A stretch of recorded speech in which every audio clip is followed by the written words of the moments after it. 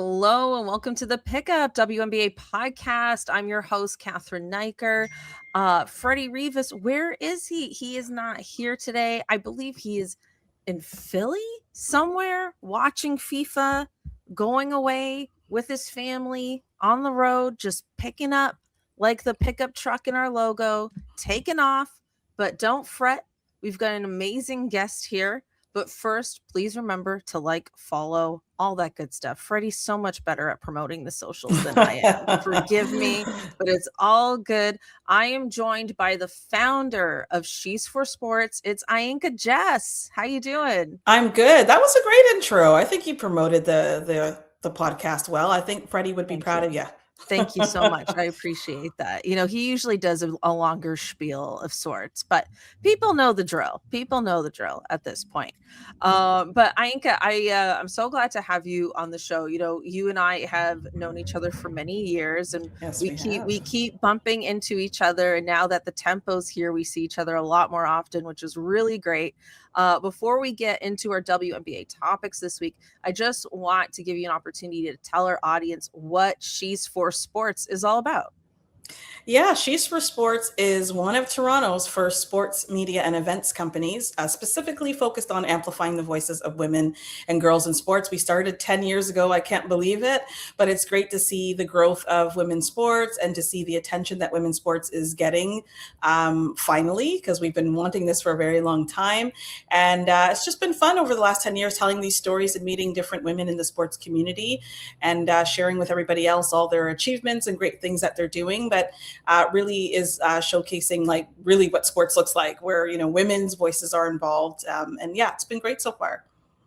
No, it's amazing. Like, I know you've hosted like a bunch of different panels and different things over the years. And now, you know, you're also covering the tempo along with us. Like, tell us a bit about that journey and how you kind of got to this place where you're covering the tempo now. Well, I'm going to go back even further. So, you know, obviously Canada didn't have a WNBA team, and for our community, we always wanted to bring them back WNBA content. So I've been going to WNBA games in the States. We've been to Indiana to see Cathryn and Angel play because it was a game where the Fever were playing the Sky. I've been to Washington at the time when T-Cloud was on the team. Yay, T-Cloud. She's obviously on the Chicago Sky with the Chicago Sky now. So we have been trying to bring back WNBA stories, voices of the players, the action, what's happening with the W for a while. And it's so great that now we finally have a team in Canada. And I couldn't even be more happier as somebody who's in sports media, but also a fan. I'm also a season ticket holder. And it was a great opportunity to try to invest in our first WNBA team here in Canada. Amazing. I'm also a season ticket holder. We should meet up. We should meet up. I know. I have it split with like a group of friends, so I think I get to go to like 5 games or something like that. You come with me. You can come with me. You know, because I need more, and it's very cold in the media section, but that's besides the point. That's another podcast episode, that's right? Another podcast. So, you know, we'll deal with that another time. But okay, I wanted to, you know, look at the latest power rankings with you. I think it's been a really fun W season so far. We talked a bit before we started recording about kind of like the extra chippiness we've sort of seen this season so far. I wanted to ask you, like, which team has kind of like surprised you the most this season, and which team are you kind of like, I didn't think they would maybe struggle as much as they have, you know, in these first, you know, almost 2 months of the season? Yeah, I definitely have to say surprise with Portland. You know, obviously an expansion team along the same timeline with Toronto. And I feel like right out of the gate, they're like, yeah, we're an expansion team. We know nobody's not looking for us, but we're going to just go, you know, get those buckets and get those wins. And obviously, all of our hearts were broken when we didn't get Bridget Carlton, but I mean, obviously we love Kia Nurse as well too. It would have been nice if both Kia and Bridget were both on the tempo, but that's it. You know, that's the way the world works. It's not going to be perfect. So I think Portland, for me, I'm just like, oh, okay, Portland. You know, yeah, especially expansion teams. They don't get a good rap. People are not expecting much from them. They're not looking that way because sometimes when you don't have like an Aja Wilson or like, you know, one of those Caitlin Clark, like the, you know, a name that they're all stars, but you know what I'm talking about in the media world, where there's certain athletes and there's certain players that we've been fed a lot of narratives on. Mhm. And rightfully so. Asia's doing well, not to take away from her shine, but I think that when you're an expansion team coming in, no one's really, the media is kind of like, okay, like we'll see what they do. And I'm glad that Portland is kind of, making people recognize and notice that they got some talent, and they are not afraid. They're not backing down against some of the biggest players to compete. Yeah, it's been a running joke on this podcast this season that every time someone loses to the Portland Fire, they have a team meeting. Like it's just every time Let's they put the beat fire someone. out, right? Yeah, literally. Yeah, like there's always a crisis every time someone loses to the Portland Fire. But it's true. I mean, they have surprised people. They have lost some games more Hmm. recently. So maybe, things are coming like a bit back down to earth. But the fact that they're 11th and that they're kind of, people predict them to be like possibly in the playoff mix along with the tempo, along with the sparks. I mean, I just read that we've lost Kelsey Plum for about a month Yeah, I due to saw that just before injury. I got on the call So with you, and it's the injury curse. I think so it's annoying because going like around to all the teams. they're literally coming to town on Thursday. This episode comes out on Thursday. So it's like, oh, Gut anyway, I was wrenching. really looking forward to seeing her. But regardless, I mean, yeah, like that's going to be a very impactful injury for the Sparks. And so we'll see. We'll see as things get closer to playoff time. Will they be in the mix? I will say a team that has surprised me so far, and then we'll both get into our kind of like more like uh-oh teams. Oh I'll just yeah. call them that to be polite. But one of the teams that has surprised me this season so far is the Mystics. We were Hmm. talking a bit about Sonia Citron Hmm. really shining this year. I think right now they're sitting sixth in the league. They've won their last 5 in a row. But I think the thing that also impresses me is who they're beating. They're beating the Liberty, they're beating the Lynx, Yeah. like they're beating Top team. teams at the top of the league. And it makes me think like, I think like, like the Valkyries, the Fever, they've kind of gone through some slumps at the moment. I think that might even out as the season progresses. But when I look at this Mystics team, I'm like, there's a possible first round spoiler here. Oh yeah, I mean, in our pre-call, we talked about Sonia, and as I said, I wasn't so familiar with her game until Unrivaled last season. I was watching her play, and I'm like, okay, Sonia, we see you. And she was obviously, competing with the best of the best, not backing down. She's got a very controlled way of playing. Like she looks like somebody who would be cool, calm, and collective. Um, on the court, but she's also very dangerous. She is. She can hit the threes, hit the twos, and I think nobody is always looking for her to kind of kind of beat the buzzer and kind of be in that clutch moment. And I feel like people need to watch out for Sonia. Yeah, I agree. And also, everybody's obsessed with vibes. But, I saw Kiki Iriefin like just lift up her coach, like just pick him off the ground and Twirl them around. I saw and that in the twirl him change room. around. Yeah. And I was like, okay, they're not only are they winning, they're having fun. Yes. And they're a young, exciting team. Like again, like young teams, you don't necessarily like, predict that they'll make like huge leaps necessarily. But, you know, I feel like first round spoiler would be super exciting for this Yeah. team. And you mentioned that they're young. I think young and healthy always are two pluses on Mhm. any type of WNBA team. And if they can keep the momentum, keep staying competitive, keep getting those W's, I really think that we'll be watching them sort of rise to the top. Mhm.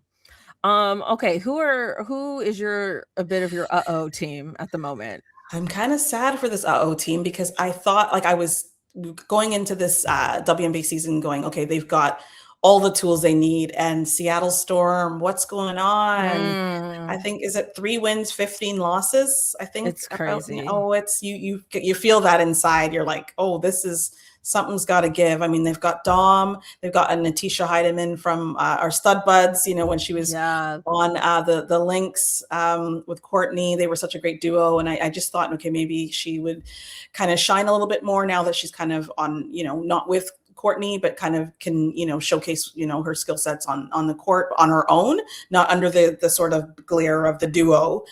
Yeah, and Flage obviously coming to the league this season. I just thought that maybe they would had the right tools on the court with the team, but I think that there needs to be some strategy around sort of how they move forward. Sometimes when, I don't know, like I'm not a coach, but I know some coaches continue to just kind of keep the same starters and then let them work it out. Sometimes people call it growing pains, but then some coaches are like, oh, as you said, we're at this kind of crucial point now in the season. Well, maybe there's going to have to be some big changes, but I don't know. As I said, I'm not a coach. I could only imagine how stressful a coaching role would be in that situation with the very glaring 3 wins and 15 losses. I mean, that's a tough one. And they've lost 11 in a row. Oh, that's the That's nail in the even coffin. worse. Yeah. Yeah. And it's funny because like Dominique Malonga had like a career high recently. Like she had sorry, it's not in front of me, but she had like 30 something points in a game recently. So I feel like, they're young, they're still trying to figure out they're finding their potential. I think that, the plus minus on all these players, even, with the individual great stats, is still pretty low. And I think with Flage, like I feel like she's a great player, but the efficiency isn't always there. Mm-hmm. And I feel like not just her, it feels like it's everybody on the team, but she's got to work on that shooting percentage and not just volume. And it's so hard because sometimes I sit back, I'm like, are we asking too much from our rookies, in terms of the talk of naturally letting them Quite progress? possibly. But then you look at Olivia Miles and you're like, oh, like it's hard to measure when you got somebody like Olivia Miles just doing it every night, playing like she's been in the league for 5-10 years already, right? So yeah, and Dominique and Olafam are like younger than our typical rookies because they didn't go through the college system. that's a good point too. So But maybe we just gotta let them grow into it a little bit. I totally see your point with Olivia Miles though, but she's having like a borderline Candace Parker like rookie season. So generational talent, like you don't see it all the time. And whether you want to argue about was Caitlin Clark, I see that in the chats too. Was she better than Olivia Miles at the same time when she was coming? Not kind of comparing the women. I just think there's just these players that like you're never always going to see them every year, but then they pop up every 4 years or so, and then you're like, oh wow, like they're way ahead in terms of IQ, talent, all of that, than some other players who are kind of coming in at the same time as them. And it is really hard to compare. But then when you see that, you're like, wow, Olivia's just, in a lane of her own. Mm-hmm. I think too, like it's a bit off topic, but we're just in an era of generational talent coming into the league one year after the other, right? Like when you think about like Caitlin and then Paige, and you've got Olivia, Juju Watkins is around the corner next year. Yes. Like, you know what I mean? Like there's just, and and other people, like even Aaliyah Boston, like oh yes, right? She's like solid there's Angel Reese, obviously, like we're just in an era of multiple generational talents, and I contributed to this wave of popularity. A lot of people give the credit to Caitlin. I completely understand why, but there's a huge wave that has created this, new era of generational talent, I would say. Yeah, and I think a lot of what I've been hearing around critics and the media, and sometimes we're at our own fault when we're promoting 1 or 2 players and not looking at the rest of the players across the league. I think definitely media could do a little bit better with that, finding those storylines and talking about others, whether they are rookies. And I know some people are like, well, they haven't paid their dues yet, but someone like Olivia Miles is doing some really great stuff on the court. So I would love to see like more broader stories across the league on different players instead of just focusing on the top 2 or the top 3, because as you said, what we're seeing now is just amazing to see. And it's something that when you see it, you can't help but talk about it. Right. Yeah, I agree. Okay, I'll move on to my O team.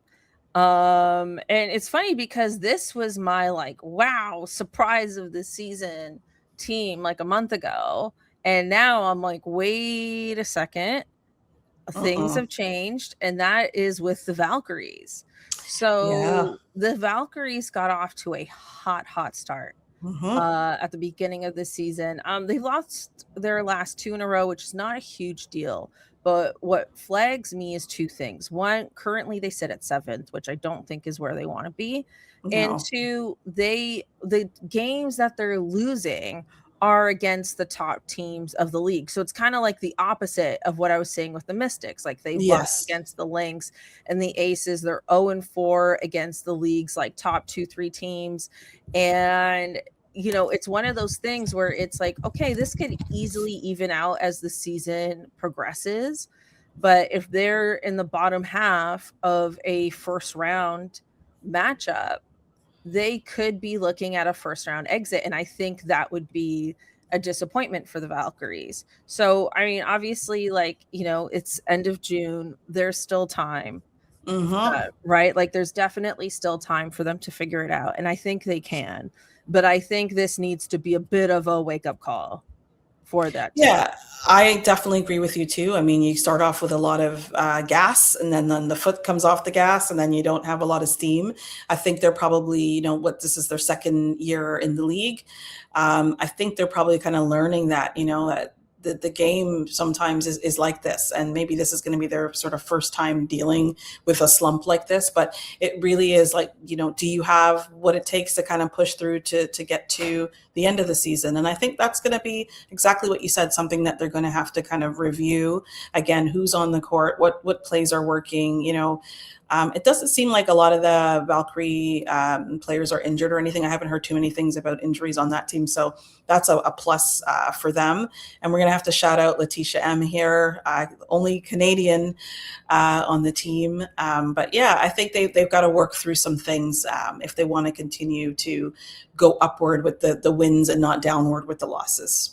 Yeah, and I mean they have some solid vets, obviously, like with Gabby Williams, Kayla Hmm. Thornton. Like I think they'll figure it out, but I just feel like, oh, this is like a real like moment in the season Yeah, when for reality them. hits you. Yeah, can they turn it around? Hmm. Okay, let's move on and talk a little bit about the tempo. I know sometimes we do tempo check as like a completely Hmm. different show usually, but we got you here and I was like, I'm not going to break this up into two. We're just going to fit in a little tempo check right here right now. And we got to talk about Brittany Sykes. So she went down Oh last gosh, that week. was hard to see, hard to watch. That was hard to watch. I have seen an update, but I haven't seen an update in terms of timeline. Have you Hmm. seen that at all? I think that last messaging I saw that came out to the media from the Tempo was that obviously they clarified what her injury was, which I believe was a non contact. I don't know the exact words. It was like a non physical contact foot injury to my if I could remember, and it just Mhm. said that she'll be back in the 2026 season. But I mean, it was a short message, and I think sometimes teams have to do that just to make sure that they're focused on her recovery. And sometimes fans want more details, but we don't get it. But so Yeah. hopefully Sykes is on her way to kind of having a healthy recovery, and she'll be back with the team soon. I would love to see Kiki Rice back as well, and we know she's injured as too. Two of our very top scoring and players who we Guards, yeah. depend on the court. So it is a little hard for fans when obviously this is our first season, and we've got two of our best players out. But I think this is an opportunity for the rest of the team members to kind of band together and get the W's, get the wins. I really love Laura. I think she's very great on the court with even when Sandy changes some of the lineup. I think Laura really connects well with the other players and finds her Mhm. spots.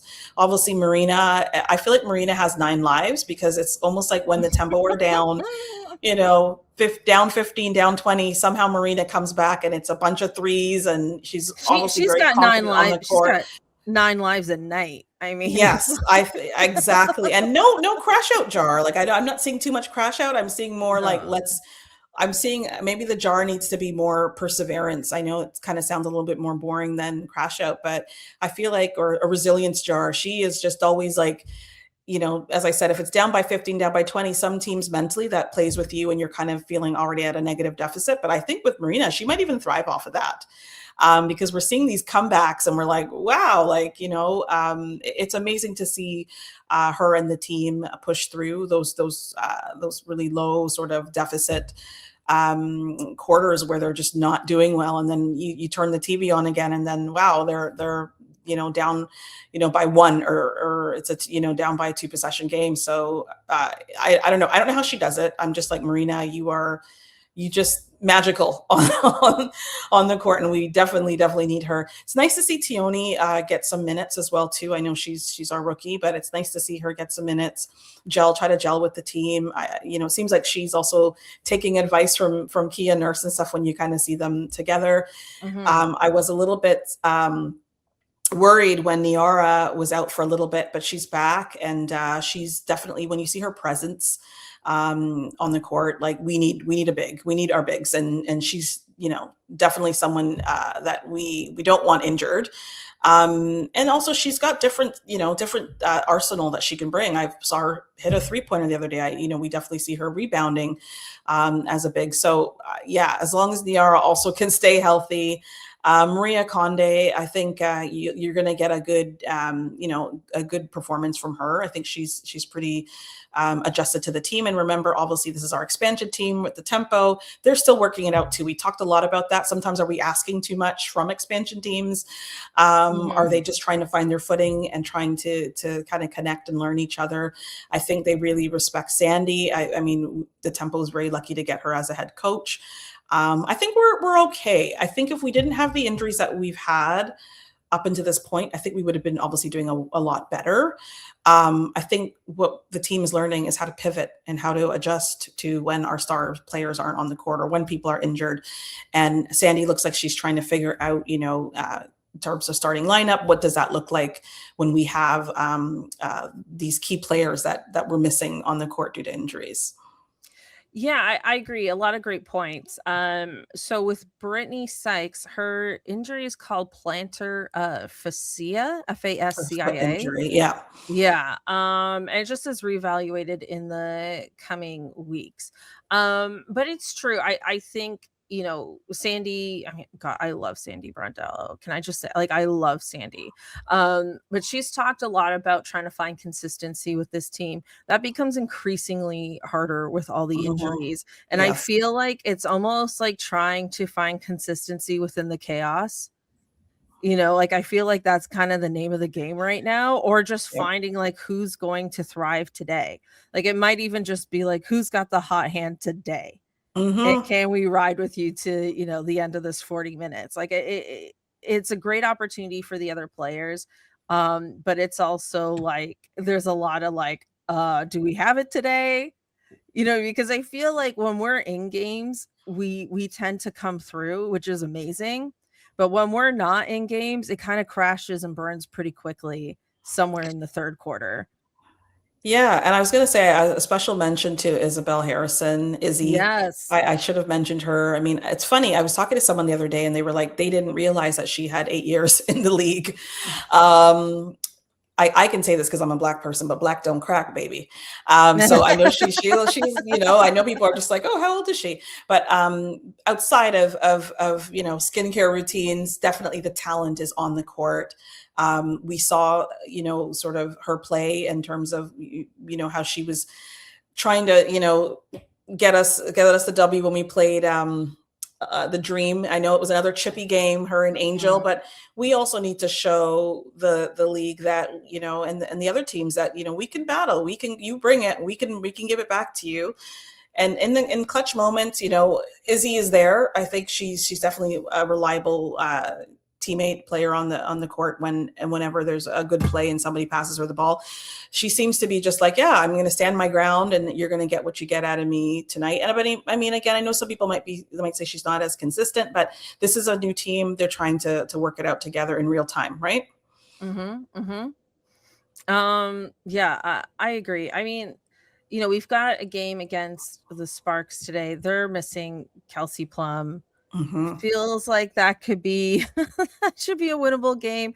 I don't know what this next like 3 weeks to a month is gonna look like for this team. I think it's gonna be chippy, it's gonna be scrappy It's going to be a little chaotic, a little inconsistent, but hoping we can come out on top more than not. And I think just, like you said, managing expectations as fans and just enjoying the ride. And they'll have a really good time in Montreal. Oh, They will have that at least. Yeah, I'll be there. I'm going to that game, and Are you? looking forward to. So Yeah, great. I am looking forward to seeing sort of how the fans are there. I know they'll be loud. I know they'll be cheering them on. I know that they will just be rocking with the tempo, because that's what Canadian fans do, right? That's how we are. So reportedly expected record numbers in Montreal. So shout out to the Montreal fans for showing up. I think that's going to be really good. Yeah, I've been to Montreal for a PWHL game, and they know what they're doing there. They are such like fans with deep hearts, and even before you even get into the venue, I remember chatting with some of the fans outside. So I think the tempo will be a good environment for a tempo game in Montreal. Yeah, amazing. Okay, it is time for our badass player of the week. Ainka, you're joining us on this segment. Yes. I feel like we spoke about her a lot, and she's kind of popping up in my mind. Can I have two, or can I only have one? You can have two. You can have many as you like. I have to say Olivia and Sonia. I just think, it's like that. You look at different, their journey. Olivia obviously is a rookie coming into the league, and then Sonia, I think she's been in the league. Is it 2-3 years now? Mm-hmm. So I'm going to go with the two of them. I think they're doing great, just playing really good basketball. And it's great that other fans are getting used to them and hearing their names being said and watching them play. The talent is just amazing. And I think those two women pop up in my head. Amazing. Usually we like to give this to someone on a winning team. I'm giving it to someone who's not on a winning team, but I do think they're playing really good basketball. And that is Natisha Heidemann. She's doing so great right now. She's averaging 21.5 points, 6.5 assists, 3 rebounds.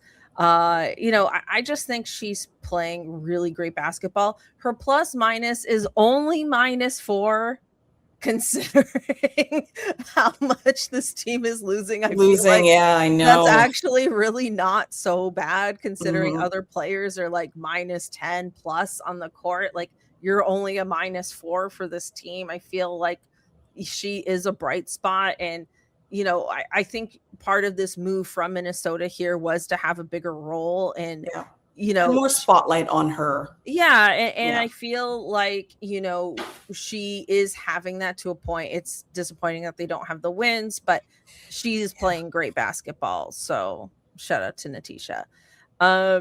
Okay. It is time. Freddie's not here. It's usually Freddie's fun question, but Freddie is decided he's a FIFA person now.